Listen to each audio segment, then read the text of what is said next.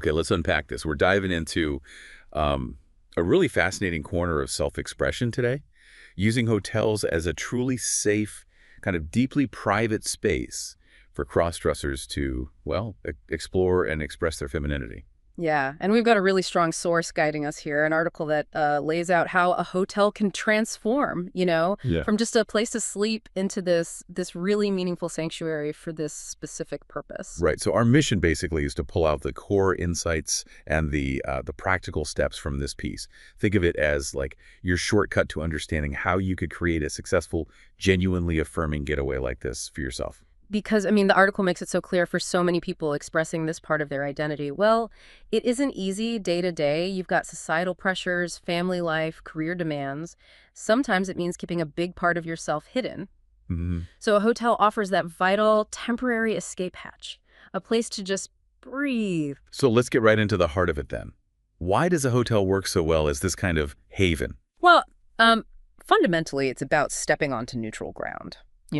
You're physically removed from all the usual triggers and expectations of your daily life. Like a clean slate? Exactly. The author calls it a fresh canvas, and that feels just right. It's designed to provide that controlled, safe space you need to dress, express, and just be.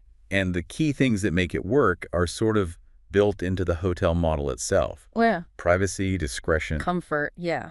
and you're a paying guest. That's the bottom line.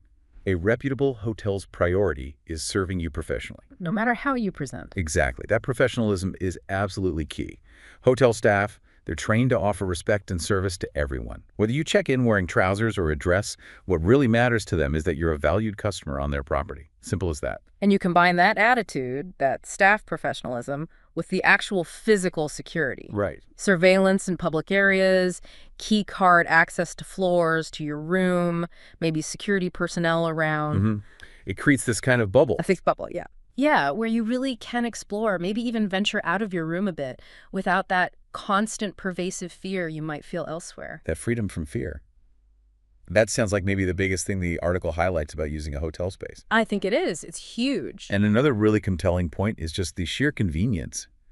The source really emphasizes having everything you might need right there. Totally. You don't have to step back outside the hotel doors if you don't feel ready or safe. Or even if you just don't want to.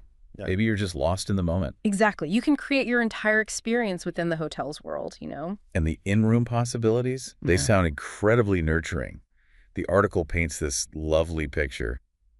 Ordering room service. Yeah, imagine like enjoying a quiet dinner, all dressed up in a beautiful outfit, maybe heels, makeup done, Mm-hmm.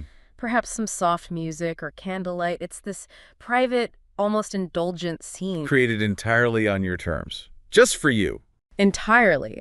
And it's more than just dining, of course. The room becomes this personal sanctuary for those feminine rituals. Right. Taking your time doing makeup at a proper vanity, maybe soaking in a long bath, painting your nails, styling a wig, lighting a favorite candle. It sounds less about performing for anyone. Oh, completely. It's all about connecting with yourself, with that part of you that craves expression. But the source isn't just saying, stay hidden in your room. It also talks about the hotel's public spaces, Right, as this kind of low-risk middle ground. like the hotel restaurant or the lounge. Exactly. They're often filled with other travelers, people who are usually focused on their own plans, their own conversations. Less likely to be scrutinizing others, maybe? Generally, yes. And hotel staff maintain order. They're trained in polite diplomatic interactions. Plus, management usually keeps things running smoothly. And you can be smart about it, too.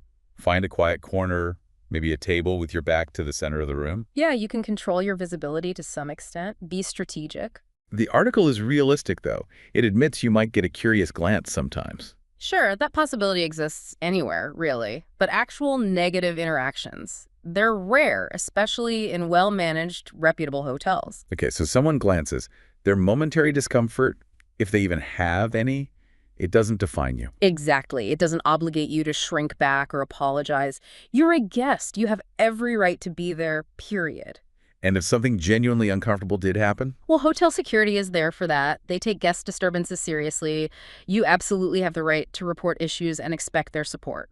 Okay, so beyond dining, what other amenities does the source mention? It touches on things like a quiet swim during off-peak hours. Maybe in a modest suit. Part of the self-care aspect. Totally. Or spa treatments like a facial or a massage. These could be really beautiful parts of a self-care focused feminine experience. Even the fitness center. Yeah, maybe. Wearing leggings and a cute top during quiet hours, if that feels affirming, you just time it right. So the core idea here is the hotel provides this kind of gradient of safety. That's a great way to put it, yeah. From completely private in your room to sort of subtly integrated in public spaces. Allowing you to explore femininity on your own terms, at your own comfort level, it offers layers of freedom. Okay, so the why is crystal clear. What about the how? The practicalities. What does the source say about choosing the right hotel? The advice is pretty straightforward, actually. Look for places with really good reviews. Specifically mentioning. Things like great service, guest satisfaction, a sense of privacy, safety, the basics done well. What kind of places? Higher-end chains often fit the bill. Independent boutique hotels can be fantastic.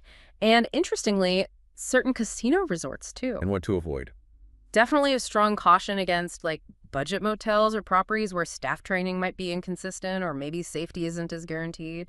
So use review sites. Oh, absolutely. Lean on Google Reviews, TripAdvisor, filter for comments about staff attitude, cleanliness, overall security. Do your homework. Got it. So you've picked the place. Packing must be part of the fun. What does the article suggest bringing along? Well, definitely pack outfits that genuinely make you feel wonderful, and think about context room time versus potentially going out. Right. So for relaxing in the room, your favorite lingerie, maybe silky robes, elegant nightgowns, comfy lounging clothes. And if you plan to venture out to the restaurant or bar. Something tasteful, suitable for that environment. Classy but comfortable. Plus all the gear, right. All the essentials. Makeup, wig if you use one, your whole skincare routine, shaving stuff, jewelry, accessories. Don't forget slippers. Good one. Yes, slippers, a cute robe, everything you need to create the look and the feeling you want without having to, break the bubble. And setting the intention, the mindset before you even go. Crucial. The article really stresses this. This is your time. Turn off work notifications. Maybe tell people you're just recharging. Yeah, or even the article humorously suggests frame it as a work trip where you just happen to be working on femme, whatever helps you claim the space. And how long should this kind of sanctuary escape be? Does the source mention duration? It does. Ideally more than one night. A single night often feels rushed. Right, you spend most of it just getting ready, maybe. Exactly. The transformation process itself takes time. 2 or 3 nights lets you settle in, fully immerse yourself, and actually relax into the experience. Give yourself that gift of time. The article also talks about ways to sort of level up the experience. It mentions suites and specifically casino hotels. Yeah, upgrading to a suite, it's more than just extra square footage. It's a feeling, a level of luxury and privacy that really enhances that sense of immersion. Lets you spread out. Totally. Yeah. You often get separate living and sleeping areas, bigger, more luxurious bathrooms, maybe with soaking tubs, proper vanity counters. Nice. This extra space lets you truly live there for those few days. You can lay out all your outfits, organize your makeup, like a beautiful display. Take your time getting ready without feeling cramped. Yes.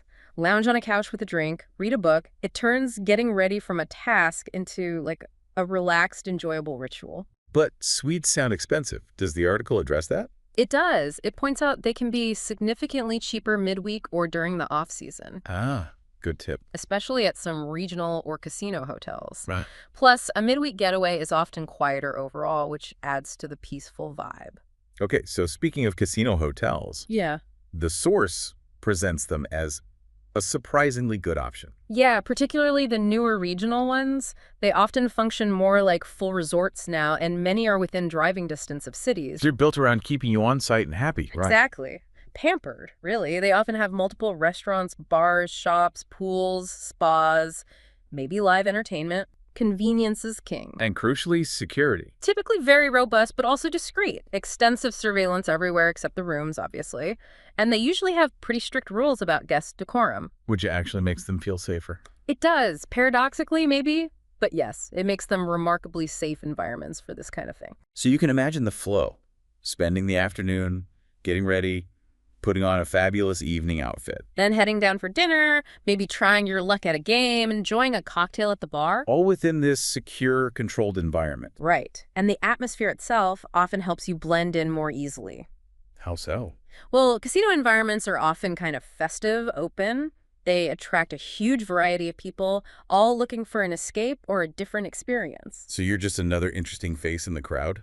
Pretty much. Yeah. You're often less likely to draw unwanted attention than in, say, a quieter, more conventional hotel lobby. It's just part of the diverse tapestry. Okay, so whether it's a standard room, a fancy suite, or a full-on resort, the space provides the opportunity. But the source really hammers home that the most vital piece is internal. It's your mindset. Oh, absolutely critical. The hotel gives you the physical container, the safety net, but you bring the courage, the self-acceptance, the joy. And confidence here isn't about being loud or showy. Not at all. It's not about trying to prove anything. It's simply about giving yourself permission to show up, even quietly, to take up the space you deserve. Like walking down the hall to get ice just because it feels right in your gorgeous robe. Exactly that. And if someone looks, the article really encourages you. Let them look.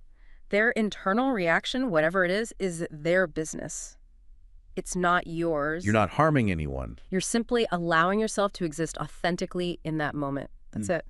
So ultimately, this kind of hotel getaway, it's about way more than just putting on different clothes, isn't it? The article really drives home the deeper benefit. Oh, absolutely. It's about validation. It's Yeah. about creating this vital private sanctuary where you can just shed all those external expectations and simply be. Simple things become profound, like waking up in a silky nightgown, having coffee by the window. Stretching out, fully present, without any fear or self-consciousness. It's an act of really profound self-care. Self-pampering, even. It's actively making space for your femininity, for your true self.